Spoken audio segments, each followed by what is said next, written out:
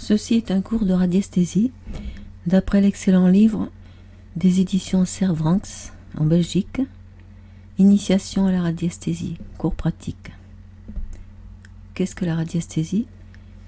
Le mot signifie sensibilité humaine aux radiations, aux influences qui se dégagent de tout ce qui est. C'est donc une manière de savoir ou de percevoir des choses autrement que par les cinq sens. C'est à la fois un art et une technique. Tout rayonne et donc tout est traversé à tout moment par les rayonnements de tout le reste. Par exemple, quand quelqu'un pense, il entre en résonance avec ce à quoi il pense. Je parlerai de la théorie en plus de détails dans la prochaine vidéo. Dans cette vidéo, on va voir comment choisir son pendule, comment bien le tenir, comment le régler sans témoin. Je parlerai aussi des conventions passées avec lui et des divers témoins. Alors, quel pendule choisir? Pour quelqu'un qui débute, il vaut mieux commencer par un pendule léger, car il sera plus sensible et réagira aux impulsions les plus faibles. Ensuite, on pourra en choisir un plus lourd si on progresse. On peut en faire un avec une bague, une pendeloque, un vieux de lustre, une petite clé, etc. Si l'on veut faire une seule sorte de recherche, on peut voir, si on a essayé avec plusieurs pendules, celui qui s'y prête le mieux et donne de meilleurs résultats. Ce serait bon de se limiter à celui-ci. Pour les travaux en plein air, les pendules un peu plus lourds semblent meilleurs. Pour les recherches médicales, on a du choix. Un pendule en verre, comme celui qu'on voit là, ou en cristal de roche, les pendules pointues, quelle que soit leur matière, et les pendules légers semblent plus indiqués. Un même pendule peut avoir ces trois caractéristiques, comme on le voit. Pour les recherches sur plan ou sur photo, on obtient les meilleurs résultats avec un pendule léger et pointu, comme celui-ci égyptien. Si on souhaite faire des recherches de plusieurs sortes, c'est mieux d'en avoir plusieurs, mais à défaut, on peut en prendre un seul, moyen. Le choix dépend beaucoup de la sensibilité de la personne. Plus sa sensibilité est faible, plus le pendule doit être léger, entre 20 et 50 grammes. Haute précision. Si on recherche des rayonnements électriques, par exemple, les pendules en cuivre, en laiton ou en argent sont bien adaptés car ce sont de très bons conducteurs d'électricité. Pour les recherches de rayons solaires, l'ivoire ou le bois sont très favorables. J'en ai un en bois mais j'ai oublié de le photographier. Si on veut faire des recherches médicales, c'est le pendule en cristal de roche qui est le mieux adapté. Quelle doit être la longueur du fil ou de la chaînette? 20 cm est une bonne longueur, sachant qu'on peut laisser 10 cm pour la suspension, mais 5 à 6 suffisent et c'est une très bonne longueur. Mais il faut s'assurer que le reste de la suspension ne pende pas. Comment tenir le pendule? C'est très important pour éviter les déperditions d'énergie. Il faut que ce soit adapté à chacun. Il faut le tenir avec la main droite si on est droitier et inversement, entre le pouce et l'index, comme on le voit sur la photo là, sans serrer et en écartant légèrement les autres doigts, si l'on peut, parce que si la chaînette est à l'intérieur, c'est difficile.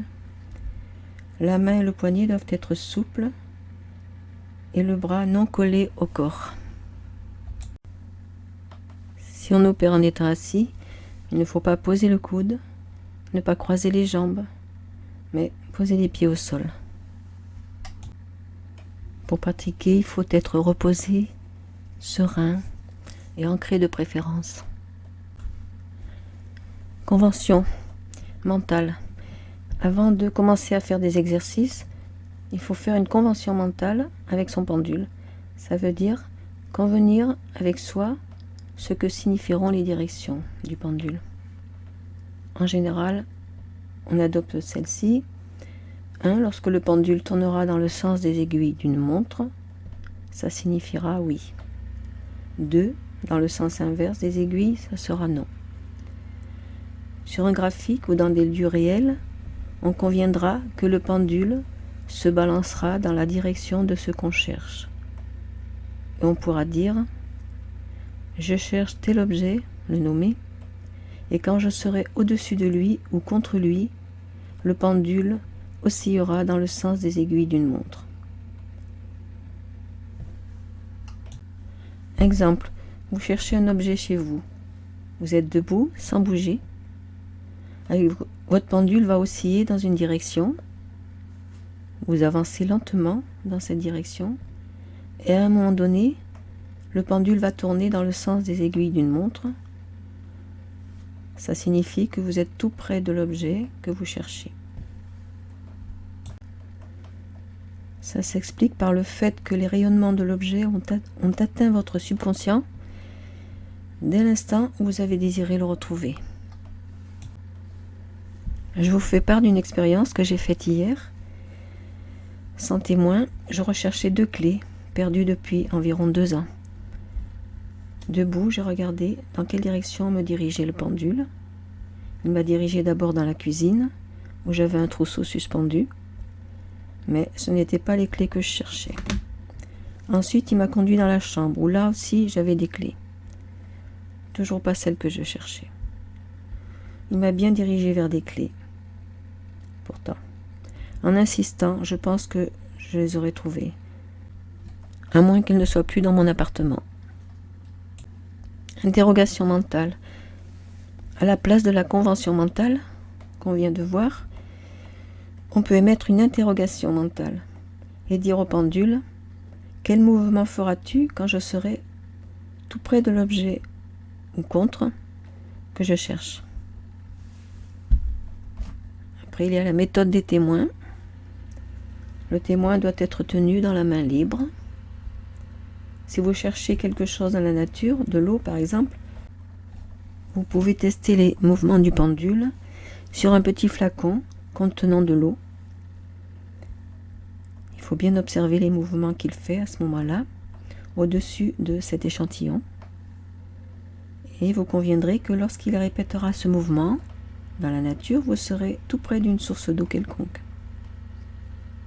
Mais tout peut servir de témoin, puisque les rayonnements de tout traversent tout. Ça s'appelle témoin universel. Il y a aussi ce qu'on appelle la question témoin. Pour une réponse par oui ou par non, la question, s'il est écrite, sert de témoin. Et puis, il y a les mots témoins. C'est écrire le mot de ce que l'on cherche en le plaçant sous le pendule. Le flacon d'eau, par exemple, peut être remplacé par le mot « eau ». Dans ce cas, en écrivant, il faut bien penser à ce mot qu'on écrit. Amplificateur. Comme son nom l'indique, il amplifie les mouvements. On peut le confectionner comme c'est expliqué dans le livre, mais ça me paraît compliqué. Donc, il y a une autre solution. L'auteur préconise de mettre sur son plan de travail un poids de 5 grammes ou une pièce de monnaie en bronze. Dernière chose dont je parlerai dans cette vidéo, c'est le réglage du pendule sans témoin. Mais il vaut mieux le faire avec un témoin. Là, c'est par intervention mentale. Exemple, vous voulez faire des recherches sur du cuivre, vous pouvez donc régler le pendule sur ce métal sans en avoir. Pour cela, pensez à du cuivre et balancez le pendule de droite à gauche avec l'intention de le régler. Au bout de quelques secondes, il va se mettre à tourner de façon un peu ovale car il indiquera déjà la direction où se trouve du cuivre, proche de vous, ou en quantité importante, dans votre maison par exemple. Ensuite, il pourra indiquer la direction où il y a du cuivre et tournera lorsqu'on sera au-dessus d'objets en cuivre. À bientôt donc pour la prochaine vidéo sur la théorie, avant de passer à d'autres exercices ou d'autres conseils. Moi je trouve ça très intéressant la théorie. Ça aide à comprendre ce que l'on fait.